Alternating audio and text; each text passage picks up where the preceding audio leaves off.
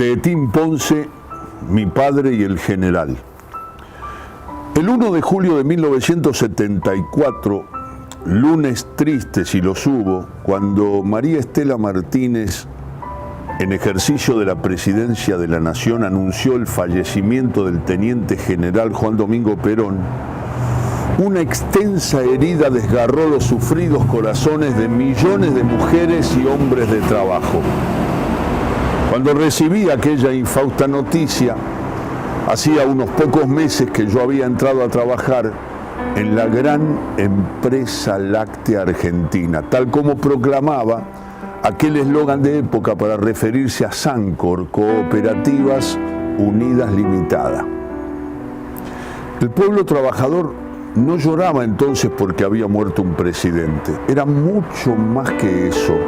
Intuían, sabían que desgraciadamente estaban asistiendo a los funerales de un sueño que quedaría inconcluso, la instalación definitiva de un orden social más justo.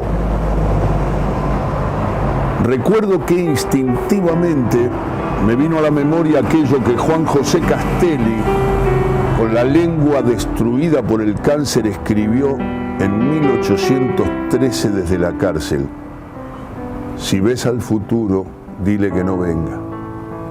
Lamentablemente tal premonición se iba a cumplir, ya que 2 años más tarde se instalaría en esta patria la dictadura cívico-militar más sangrienta y atroz que azotara a la Argentina. Aquella dictadura diezmó a toda una generación. A veces me pregunto si este país de nuestros días sería igual si a este árbol no le hubiesen podado sus mejores retoños. Aquel terrorismo de Estado le mutiló las alas al Negrito Navarro, al Archi Gastaldo y a Fernando Abasto, compañeros de niñez y juventud que supieron gestar sus sueños en las entonces polvorientas calles de Sunchales, nuestro Pago Chico de Santa Fe. Aquel mismo terrorismo de Estado que arrancó del seno de nuestra familia a Pocha, secuestrada en Villa Constitución el 10 de octubre de 1976 y asesinada por las mismas Fuerzas Armadas que la habían secuestrado. Pesaba sobre todos ellos un peligroso cargo, sospechosos de soñar con un país para todos. Todo esto llegaría después de la muerte de Perón. Por eso digo que tal vez el pueblo intuía lo que iba a pasar luego de la partida del viejo líder. Más de 130.000 almas pudieron verlo durante el velorio en el Congreso de la Nación y más de 1 millón no alcanzaron a ingresar al recinto para darle el último adiós. Una fría y fina llovizna que descendía desde el brumoso cielo porteño se confundía con las perlas salobres y acuosas que bajaban de las mejillas dolientes de aquellas cabecitas negras que, apiñadas en la avenida Callao y del Libertador, acompañaron en silencio y con dolor el paso del cortejo fúnebre. El mundo lo despidió con respeto y admiración, quizá por el tipo de tribuna desde donde provenían los mensajes. Sea útil recordar, a manera de ejemplo, lo que manifestaban las crónicas de algunos de ellos. The Washington Post de Estados Unidos decía: Perón dirigió en la década de los años 40 una transformación social en la Argentina que, al contrario de muchos movimientos latinoamericanos, puede ser descrito como revolución. Por su parte, Il Tempo de Italia manifestaba: Perón inició en Argentina un experimento político y social, el del justicialismo, que, sobre todo cuando se lo juzgue teniendo en cuenta el ambiente en el que fue realizado, las dificultades que se le opusieron y los enemigos que tenían interés en hacerlo fracasar, no podrá dejar de ser considerado como una etapa de progreso social de América Latina. Pero más allá de recordar lo que fue la desaparición física de Perón y lo que significó su partida, permítaseme la oportunidad de tratar de explicar la relación que muchas veces une a una clase social, en este caso a la de los trabajadores y las trabajadoras, con determinada línea de pensamiento político. Espero que se me consienta entonces contar lo siguiente.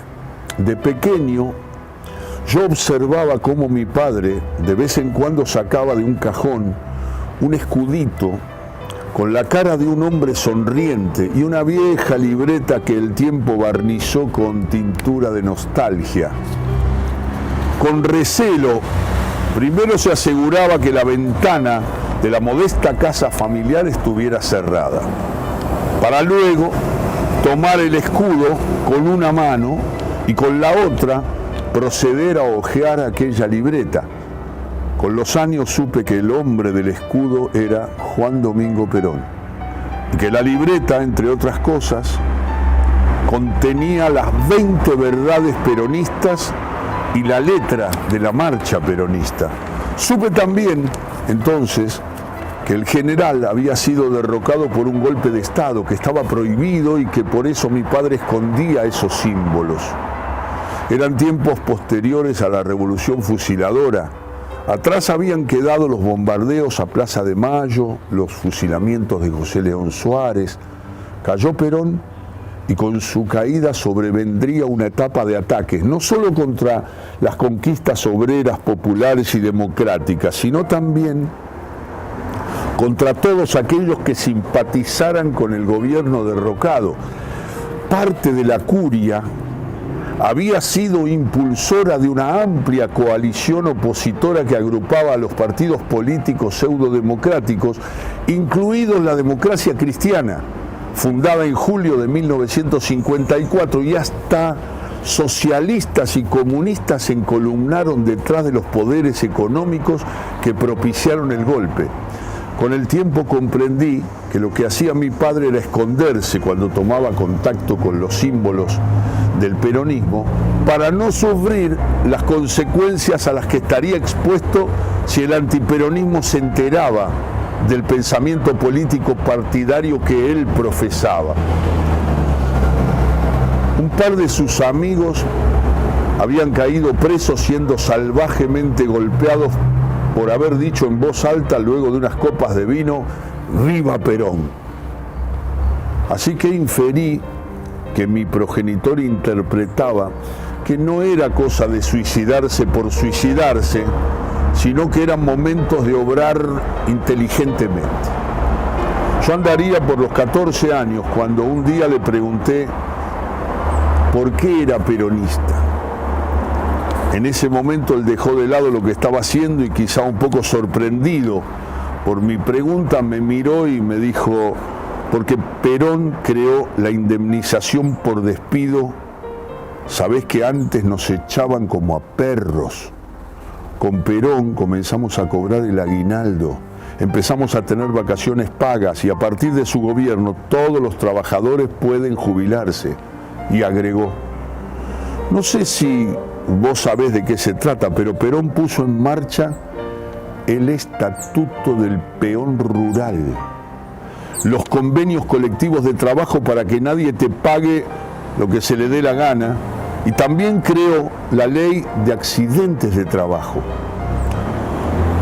Tomó aire, papá, y gesticulando me manifestó: todas estas cosas los trabajadores no las teníamos antes de que el general fuera presidente. Mi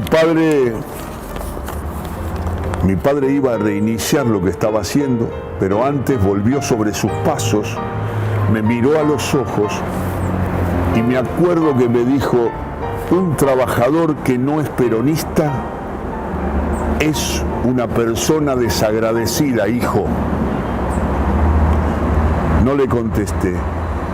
Solo recuerdo que lo miré con ternura y comprendí su desaliento y sobre todo su impotencia. Espero que usted sepa comprenderme desde aquel momento. Yo también soy peronista. He leído un bello relato de Etín Ponce, se llama Mi padre y el general.